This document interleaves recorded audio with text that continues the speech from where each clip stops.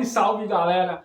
Ano novo, cenário novo, vídeo novo no canal. Pois é, essa novidade, eu já vou avisar para vocês que eu não vou ter cenário fixo. Hoje eu tô gravando aqui no cantinho de leitura da minha esposa, que ela tá organizando. Ela me deu carta branca para gravar esse primeiro vídeo novo no canal. Eu vou gravar no decorrer do tempo aqui, no outro lugar que eu costumo gravar, num outro lugar que eu costumo gravar shorts, lá no Parque do Pedroso. Mas hoje tinha que ser aqui, nesse lugar bem especial, um cantinho de leitura, que eu vou fazer um vídeo bem especial para vocês, que é uma espécie de desafio. Eu vou fazer uma seleção brasileira de brasileiros que defendem outras seleções. Tem bastante cara? Você nem imagina, mas você vai ter que aguardar um pouquinho para saber quem é os caras dessa seleção. Mas se você está aqui pela primeira vez, seja muito bem-vindo, mas muito bem-vindo mesmo ao canal Fê Messias. Roda a vinheta e vamos desenrolar essa história.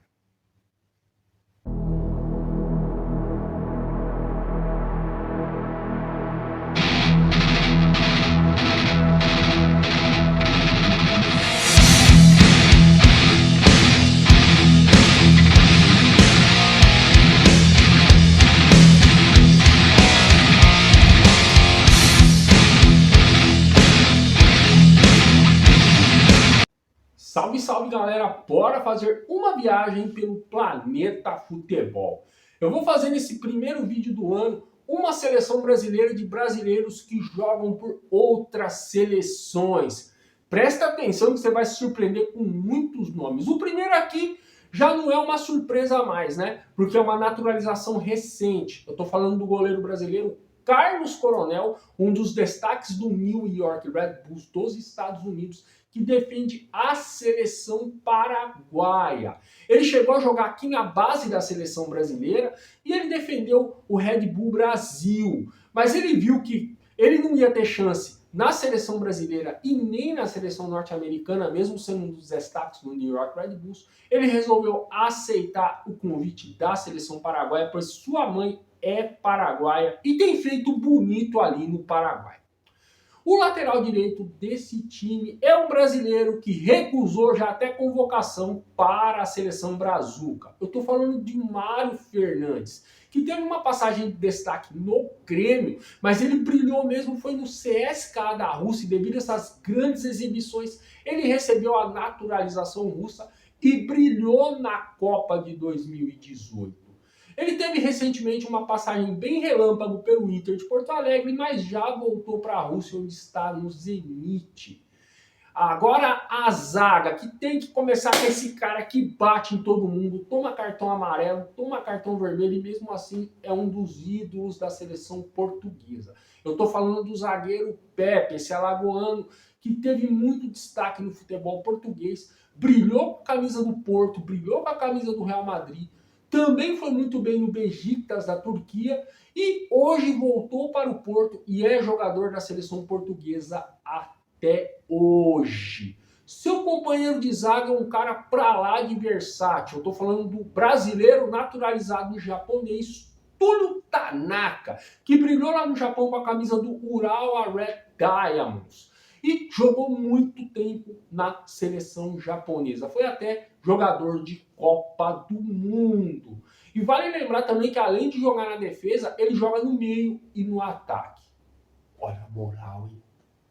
E o lateral esquerdo dessa seleção, para fechar esse primeiro bloco, tem que ser ele, cara. É um lateral que é muito desconhecido aqui no Brasil, passou por equipes menores do futebol brasileiro, mas ele reencontrou seu espaço lá em Hong Kong.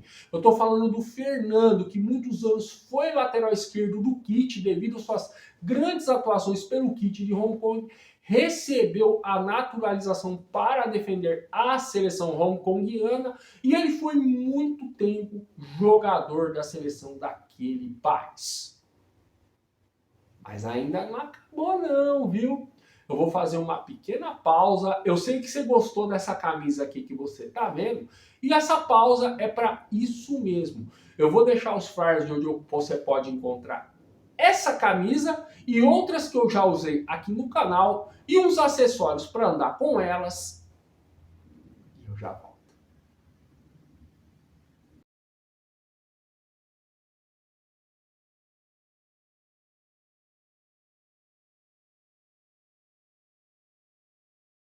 Estamos de volta. Vamos falar agora de outros brasileiros. Vamos falar da meia cancha dessa seleção brazuca que defende outras seleções. Tem que começar com ele, volante que foi desprezado no meu Corinthians, mesmo jogando muita bola. Eu tô falando do Marco Senna, que quando o Corinthians estava num péssimo momento, ele foi escolhido como um dos culpados daquele momento ruim, mas o Marco Senna passou um tempo, ele brilhou no futebol espanhol com a camisa do Vídea Real e recebeu convocações para a seleção espanhola, da qual ele foi campeão de uma Eurocopa e chegou a ser um dos pilares da seleção da Espanha. A única tristeza na carreira do Marco Senna é que ele não disputou a Copa do Mundo de 2010, o qual eu achei que foi uma baita de uma injustiça. Agora vamos falar do outro meio-campista, que é o Samir, que também é desconhecido aqui no Brasil, mas ele começou a se destacar lá no Dinamo de Zagreb da Croácia, e ele foi muito bem, que ele recebeu a cidadania croata e jogou até Copa do Mundo pela seleção da Croácia, mas a Croácia, quando ele jogou, a Croácia estava num período de instabilidade, da qual a Croácia chegava nas Copas e não passava da primeira fase. Uma pena, mas ele fez a escolha certa, porque ele não ia ter chance de defender a seleção brasileira.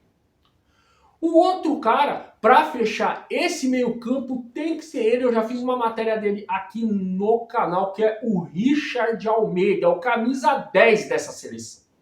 O Richard Almeida jogou no meu ramalhão, também passou pelo Palestra de São Bernardo, que infelizmente está licenciado, mas ele encontrou o seu norte jogando no futebol do Azerbaijão, no Karabag, no Zika. Ele também teve uma passagem pelo futebol do Cazaquistão, pelos Emirados Árabes e hoje está no Karabag novamente. Já não é aquele jogador essencial, sempre entra no segundo tempo das partidas. Agora vamos para o trio de ataque. Eu tenho que começar com ele, que é uma instituição lá no futebol boliviano. Eu estou falando do Marcelo Moreno. Isso mesmo. O Marcelo Moreno é um jogador que é uma instituição lá na Bolívia. Ele chegou a defender a seleção brasileira na base, mas ele viu que ele não ia ter chances de defender a seleção brasileira. Ele resolveu aceitar o convite para defender a seleção boliviana. Aqui no Brasil ele teve muito destaque com a camisa do Cruzeiro. O centroavante dessa seleção é ele, Francileudo dos Santos, que eu já fiz uma matéria também aqui no canal.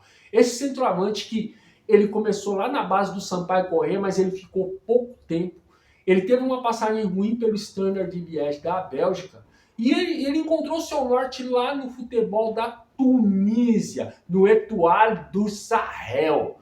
Ele, no princípio, ele ficou meio resistente de aceitar defender a seleção da Tunísia, porque ele sonhava em defender a seleção brasileira. Mas ele viu que ele não ia ter chance com a seleção amarelinha, aceitou defender a Tunísia e entrou para a história do país porque foi campeão da Copa Africana de Nações e é considerado um dos grandes jogadores da história do futebol tunisiano.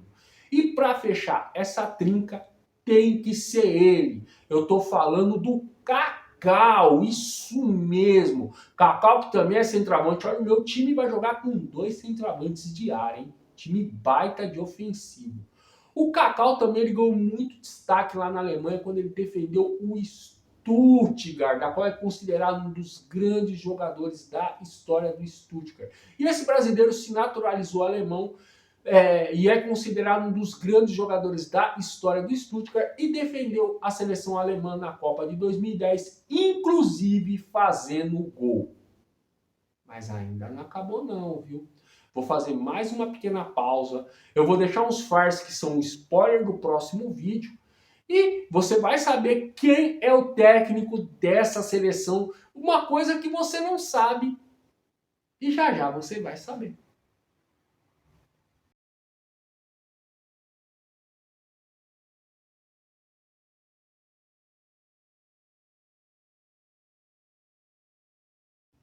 Mais uma vez eu tô de volta.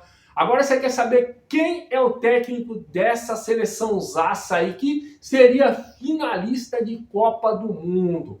Tem que ser ele, né? O brasileiro Alexandre Guimarães, que você pensava que era costarriquenho, mas não. Ele é brasileiro. Ele foi muito pequeno ainda para a Costa Rica, fez praticamente toda a sua carreira por lá. E ele jogou pela seleção da Costa Rica como jogador e treinou a seleção costarriquenha. Inclusive foi o primeiro brasileiro naturalizado a enfrentar a seleção brasileira. Se você não sabia, agora você está sabendo. Gente, para mim foi um enorme desafio fazer esse tipo de vídeo. Se você acha que ficou bom, que merece uma parte 2, deixa aí nos comentários, porque tem muito brasileiro, você nem imagina, por seleções que jogam ou já jogaram. Então deixa aí nos comentários que, se tiver uma boa repercussão, eu farei uma parte 2 com toda a certeza. Próximo vídeo do canal, ainda um vídeo diferentão. Eu vou fazer um vídeo de jogadores que largaram os gramados e foram para os palcos. Mesmo que provisoriamente, você vai se surpreender com essa lista. Aguarda, porque o vídeo vai estar topzera que nem esse daqui. Um abraço, fique com Deus e tamo junto.